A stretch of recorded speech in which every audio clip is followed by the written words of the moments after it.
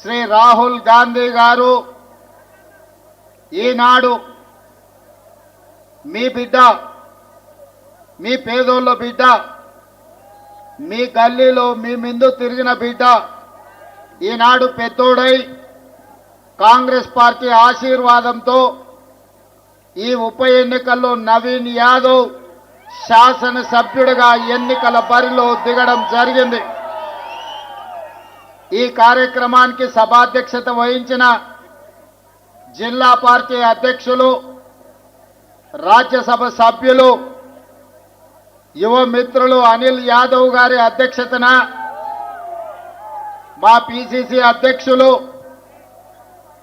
మహేష్ కుమార్ గౌడ్ గారి పర్యవేక్షణలో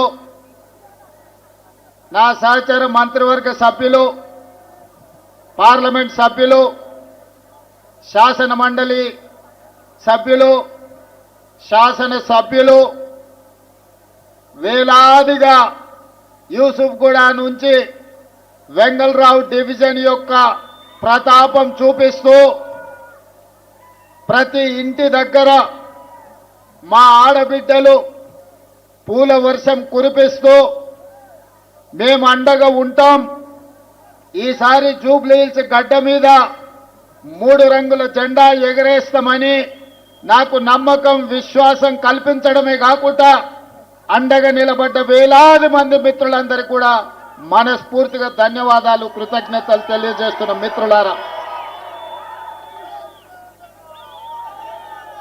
మిత్రులారా, రాజకీయాలలో ఒడిదుడుకులు ఉంటాయి, ఎగుడు దిగుడు ఎత్తు పల్లాలు ఉంటాయి. అవకాశం అన్నిసార్లు రాకపోవచ్చు, అవకాశం అందరికీ రాకపోవచ్చు.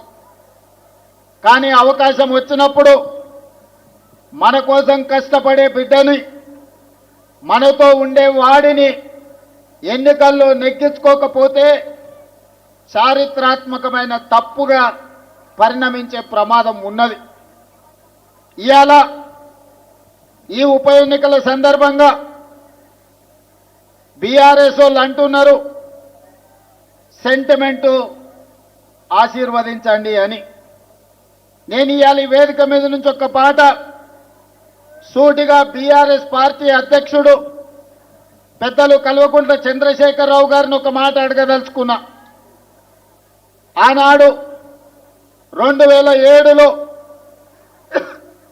పేదోళ్ళ ఆత్మధైర్యం, పేదోళ్ళ దేవుడు పి జనార్దన్ రెడ్డి ఆనాడు ఈ ఖైరతాబాద్ శాసనసభ నియోజకవర్గం నుంచి ఇక్కడ పోటీ చేసి ఇక్కడి నుంచి పేదోళ్ళ తరఫున ఎన్నోసార్లు ఎన్నికై పేదోళ్ళకు అండగా నిలబడి తండాలలో, గూడాలలో, మారుమూల పల్లెల్లో పేదల హైదరాబాద్కు ఉద్యోగ ఉపాధి కోసం వస్తే వాళ్ళందరికీ అండగా నిలబడ్డ నాయకుడు.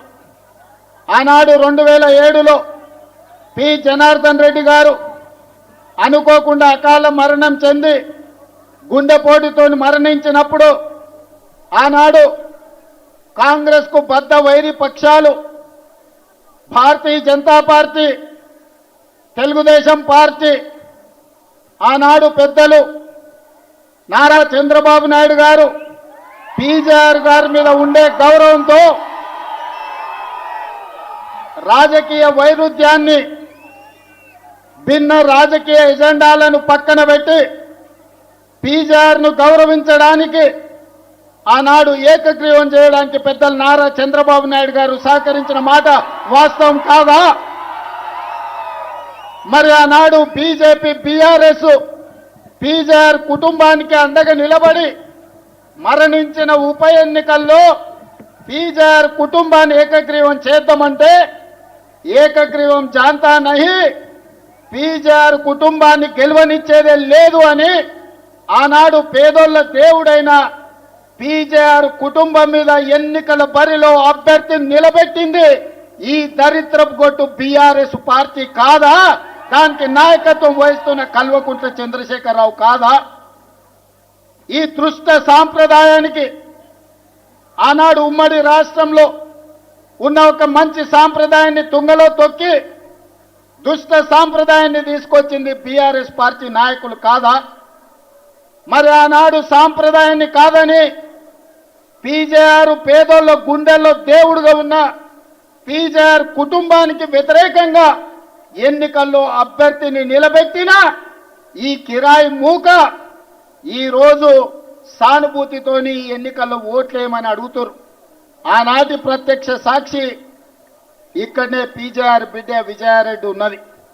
ఆయన కంటే ముందు ఈ హైదరాబాద్ నగరానికి కృష్ణానది జలాలను, గోదావరి జలాలను, ఈ హైదరాబాద్ నగర అభివృద్ధి కోసం, ఈనాడు అక్కడ కట్టిన హైటెక్ సిటీ కోసం సర్వం వడ్డిన పీజేఆర్ మీదనే అభ్యర్థి పెట్టిన మీకు ఈనాడు ఉప ఎన్నికల్లో సానుభూతి ఓట్లు అడిగే హక్కు మీకున్నదా అని నేను అడుగుతున్నా. వాళ్ళను వదిలేయండి మిత్రులారా. నేను ఇవాళ మీ ముందు ఒక మాట చెప్పదలుచుకున్నా. ఇదే విధంగా కంటోన్మెంట్లో కూడా ఉప ఎన్నికలు వచ్చినాయి. అక్కడ కూడా ఇదే రకంగా ఇదే సానుభూతిని నమ్ముకొని సానుభూతి కన్నీళ్ళ ముసుగులో గెలవాలని చూసి